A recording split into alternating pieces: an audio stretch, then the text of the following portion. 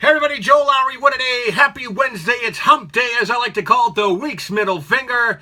Today's September 6th. Today is National Read a Book Day, so go read a book. How about that, huh, folks? Well, what a game last night, or should I say what a game this morning over at Fenway, thanks to Hanley Ramirez and a game-winning base hit in the bottom of the 19th inning, which came at about 1:11 this morning. The Sox finally ended their three-game skid and eked out a win over the Blue Jays. They take the second game of the three-game series with a great win, and they actually had a little help from the Orioles last night as they beat the Yankees, thus helping us to move up the AL East lead back up to 3.5 games. Doug Fister takes the hill tonight for the rubber game. That's over at Fenway, weather permitting. Well, news out of Major League Baseball yesterday is a story broke that the Red Sox were caught using an Apple Watch to steal signals during the Yankees Yankee series 2 weeks ago. The New York Post put the story out there calling the Red Sox dirty socks. I mean, come on, really, folks? The media, as well as Major League Baseball Commissioner, addressed the issue yesterday at Fenway. They're calling for a full investigation. However, the Red Sox have counterclaimed saying the Yankees stole their signals. As well as what we do know, a trainer was caught via videotape using an Apple Watch to steal the signals from the Yankees. Manager John Farrell and his coaches had no idea this was taking place. The Red Sox reportedly told Major League Baseball last week as well that the Yankees were also cheating with their signals. You know, it's just two teams strictly to watch another team. You know, what I don't get here is stealing signals in baseball is the most common practice. It is not illegal to steal signs. It's illegal to use electronic devices. That's where things get a little hairy now. This practice is well known and just more fuel to add between the fire between New York and Boston. First we have Spygate, now Deflategate, and here we go with Applegate. Unbelievable, folks. Well, we're just 24 hours away from the official start of the NFL season. Of course, that means New England Patriots football. They'll be raising World Championship banner number 5 this Thursday night in a pregame ceremony. And, of course, there's all sorts of hoopla surrounding this one. And I'm not talking about the game, folks. Believe it or not, the national anthem, that's what everything's going on. NBC plans to televise the national anthem. It's been widespread that players around the league have staged their own various protests when it comes to the national anthem. Now, we've seen numerous responses to this on the sidelines during this preseason. Obviously, on the heels of the Colin Kaepernick debacle from last year, nonetheless, NBC will be airing the national anthem. As of right now, I don't know who's singing the national anthem, but, you know, whatever. In more news, Patriot fans are planning to greet NFL Commissioner Roger Goodell at the season opener at Gillette Stadium with their own pointed take on the terrible towel.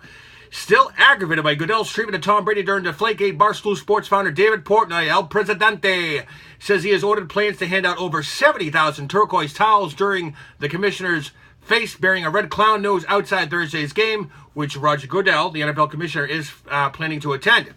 Now, during a press conference yesterday morning, Patriots coach Bill Belichick says he wasn't too preoccupied with the potential presence of thousands of towels in the stands Thursday, mocking the commissioner. How well the towels are identical to Barstool's Goodell clown t-shirt, which we all know that Matt Patricia wore leaving the Super Bowl 51 victory parade last February. More than 5 months later, Goodell has reportedly been miffed about all this stuff. It's unclear how miffed the commissioner might be Thursday night if Portnoy and his crew successfully carry out their plan. Moving on to the Trump administration, a lot going on these days over there. Recent disaster in Texas due to Hurricane Harvey and the impending explosive Hurricane Irma churning up speed. North Korea is more of a threat than ever. That's right, North Korea is believed to be moving an intercontinental ballistic missile. Another one again, folks. A South Korean lawmaker said the other day that they wasn't sure where it was being transported or what they were going to do, but they are moving it. The National Intelligence Service in Seoul, Korea, again, on the heels of a hydrogen bomb test last week, and of course, now countless of other missile tests, the UN is now facing its toughest threat, folks. This is real. North Korea has even announced that it's going to be launching an intercontinental ballistic missile test this week. Pyongyang is basically begging for war, and somehow I feel, folks, he's going to get just that. This is serious, folks. This is as serious as it gets. It continues to get even more serious. This man has to be stopped. He has to be stopped now. You don't mess around with hydrogen bombs. That hydrogen bomb last week actually factored on the size monitor and at the Richter scale. And people thought there was an earthquake going on. So this is incredible. Another incredible story. We all know Hurricane Irma is proving to be one of the record books, that's for sure. She's barreling her way to southern Florida with a maximum winds of 185 miles per hour. Some earth-shattering gusts over 225 miles per hour. It's tearing apart the Caribbean as we speak. San Juan, Puerto Rico is next in line. This is the most powerful storm ever to grip the Atlantic. Governor Rick Scott of Florida already issuing a state of emergency, telling everybody to just plain get out while they can. Hurricane Irma is bigger, stronger than Hurricane Andrew. That's the storm that devastated the state over 25 years ago.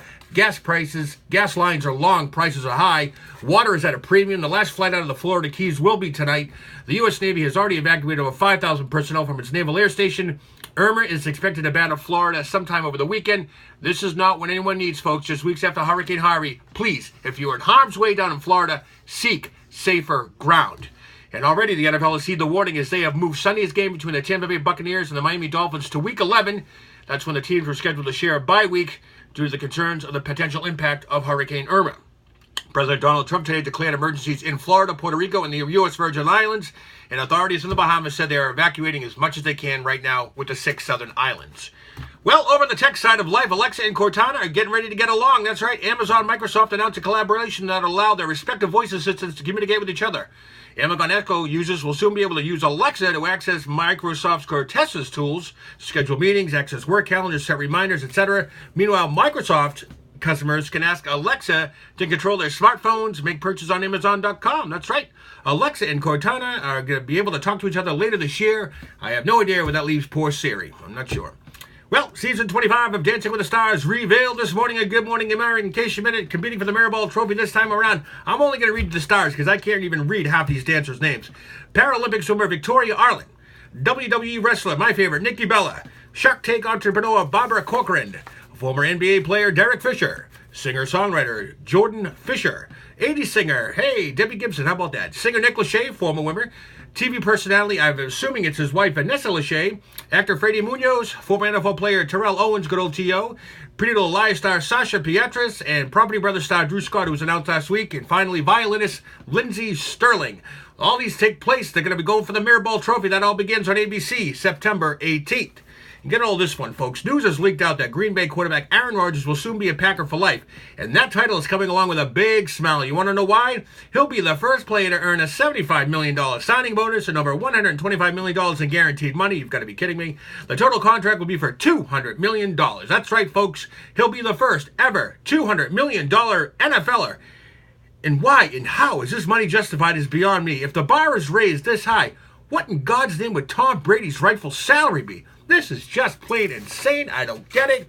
Finally, tonight, a special shout-out to Whatta subscriber Tom Whitebrick as he is celebrating his birthday today. Happy birthday, Tom.